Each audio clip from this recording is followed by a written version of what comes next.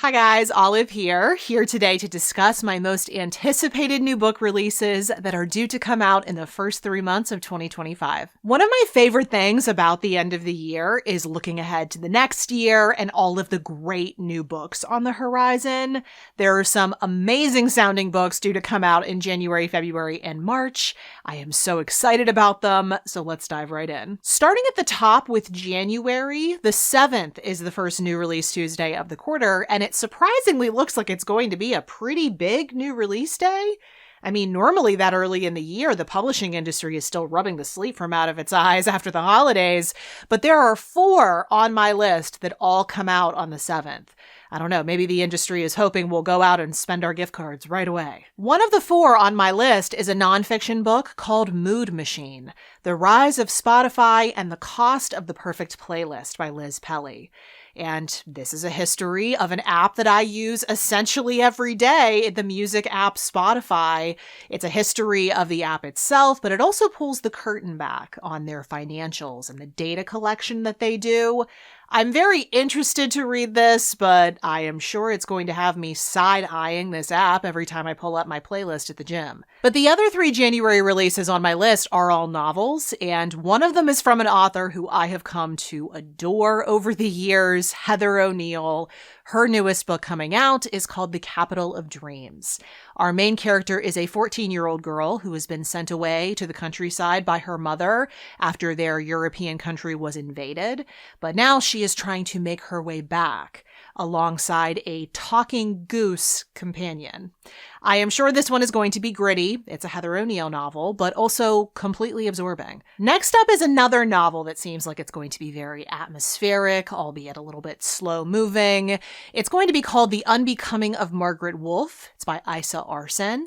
And our main characters in this one are a married couple. They are 2 Shakespearean actors. And we start off in New York City as one of the 2 of them is taking her final bow as Lady Macbeth.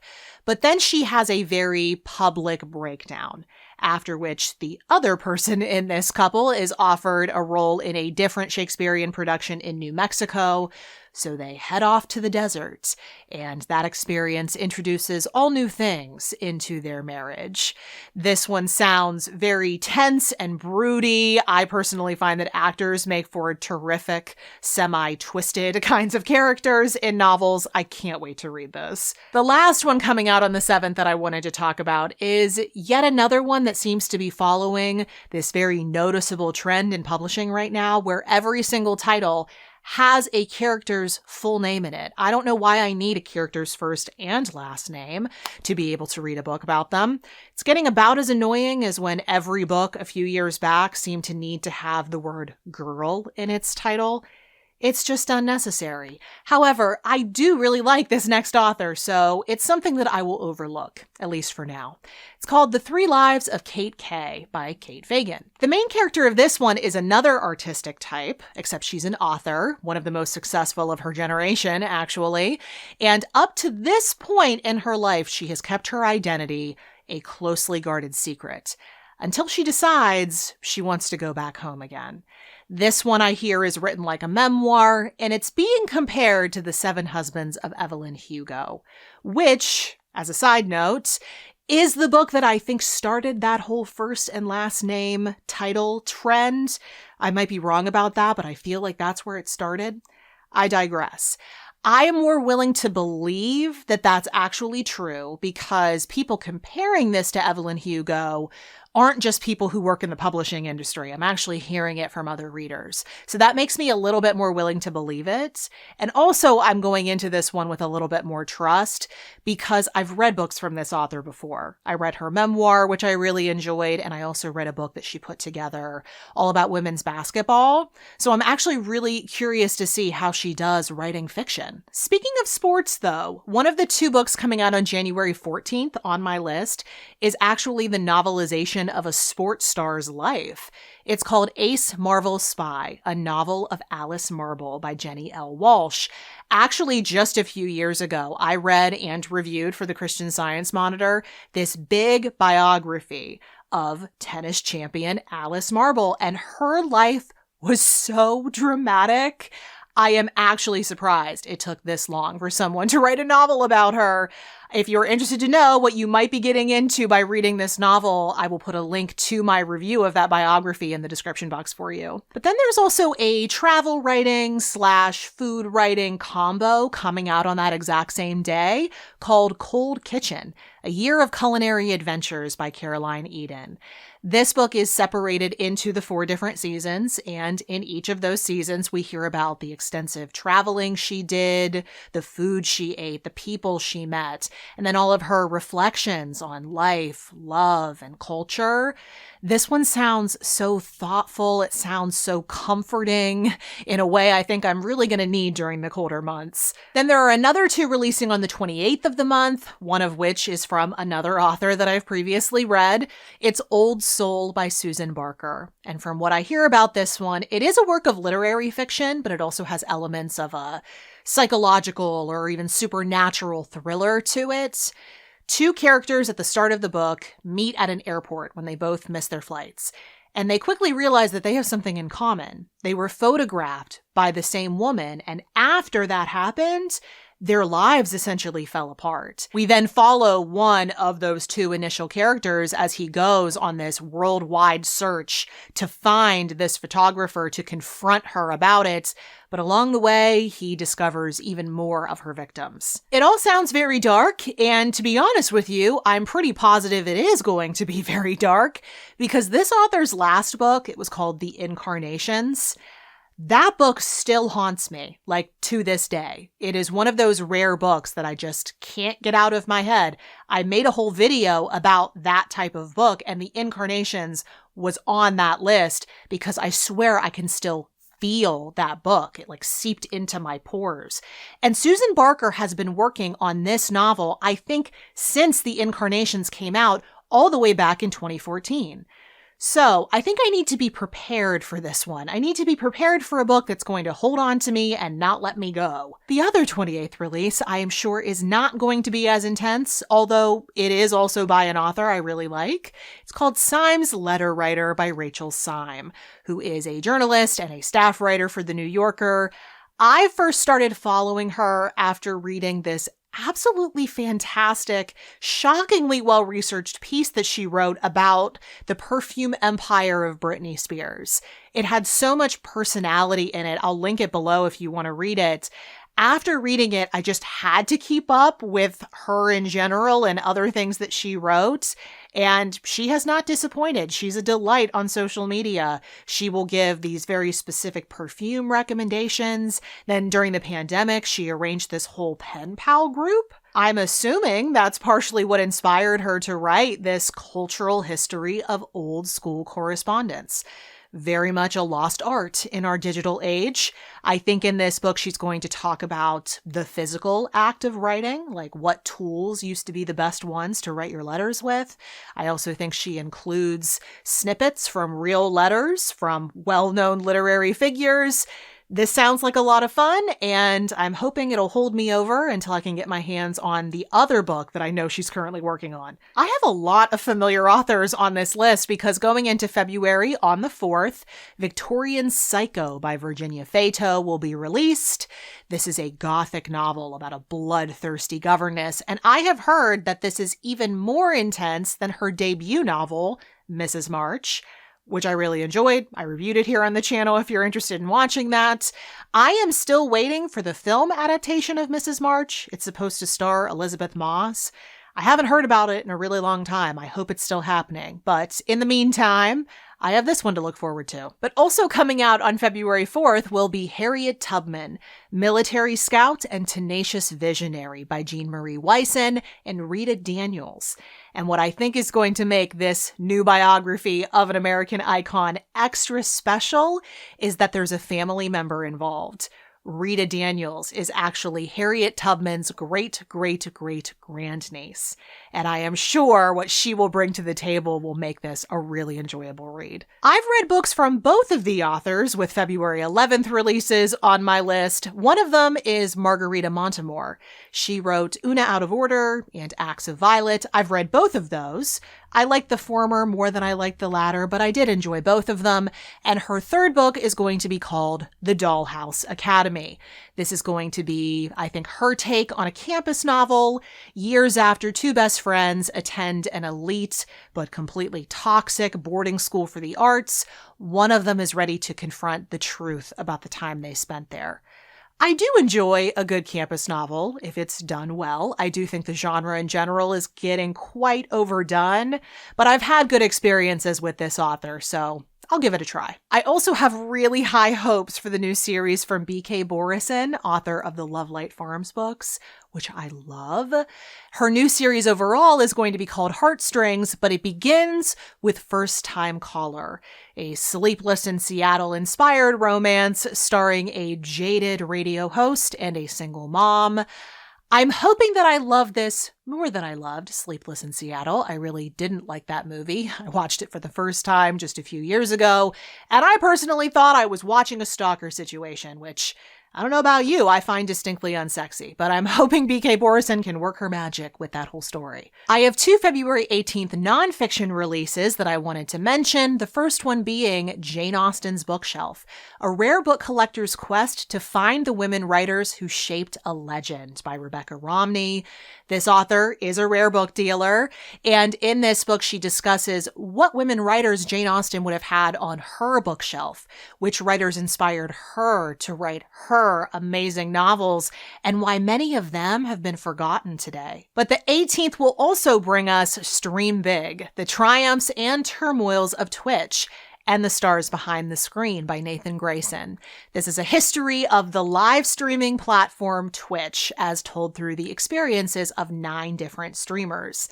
My husband and I are fans of Twitch. We have currently watch a small handful of streamers, him a little bit more so than me just because of time constraints, but it will be very interesting to read about how this all came about. Then closing out the month of February, there are 2 coming out on the 25th that I wanted to mention, one nonfiction, one fiction, in that order. So first, there's When the Earth Was Green, Plants, Animals, and Evolution's Greatest Romance by Riley Black. This is a work of narrative nonfiction that discusses the relationship between prehistoric plants and life on Earth. I really like this author. I've read 2 of her books. One was called Skeleton Keys. It was about bones. And then more recently, one called The Last Days of the Dinosaurs.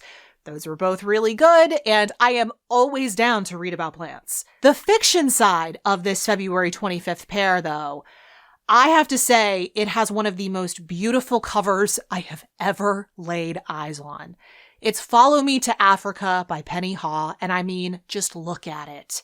And it sounds incredible too. It's a work of historical fiction that is based on the life of the real-life paleoanthropologist Mary Leakey. And now that I think about it, it's actually very fitting that these 2 are coming out on the same day. But I'm hoping this is as good as it looks. We'll start off the March books with some nature writing as well, because on the 4th, Raising Hair by Chloe Dalton will hit shelves. This is a memoir written by a political advisor / speechwriter who, during lockdown, found an abandoned baby hare and raised it, trying to keep it as wild as possible. I really love these types of stories of someone raising an unusual creature, not because they've gone out in search of a wild animal to bring into their home, but because one in need just stumbled into their life and they try to make the best of the situation. This will not be the first book like this that I've ever read, but I'm sure I'm going to love it just as much as the ones I've read in the past. Another memoir coming out on the 4th is called Pieces You'll Never Get Back, a memoir of unlikely survival by Samina Ali. And in this book, the author talks about a life-altering medical drama because during her pregnancy, she had undetected and therefore untreated preeclampsia. And that actually gave her a brain injury that caused her to slip into a coma as she was giving birth. And when she woke up, she found that most of her memories and it seems like a lot of her physical abilities had been completely wiped. So this is her story of that experience, but then also how hard she had to work to get back to everyday life activities, all the while having a newborn. This one seemed very reminiscent of something like Brain on Fire by Susanna Cahalan or Inferno by Catherine Cho. The next Tuesday, the 11th, we will see another nonfiction and fiction duo. There is Potomac Fever, Reflections on the Nation's River by Charlotte Taylor Fryer, and this seems like it's going to be a geographic and ecological examination of the Potomac River, which flows through Washington, D.C. Fittingly, Liquid, a love story by Mariam Rahmani also comes out on the 11th. This is a novel that stars an exhausted young scholar living in LA who decides one summer to give up academia and just marry rich. But as she's busy going on the 100 dates that she's committed herself to going on, there's a family tragedy back in Tehran that takes her overseas. This sounded so unique and like exactly my kind of thing. March 18th looks like it's going to be the last big new release date of the quarter because I have 4 on my list that all come out on that day, and 2 of those come from writers I already know I like. One of them is Thor Hansen, who just so happens to be one of my all-time favorite nature writers, and his new book is going to be called Close to Home: The Wonders of Nature Just Outside Your Door. This book is about the often overlooked pieces of nature that we can find in our backyards or in our parks.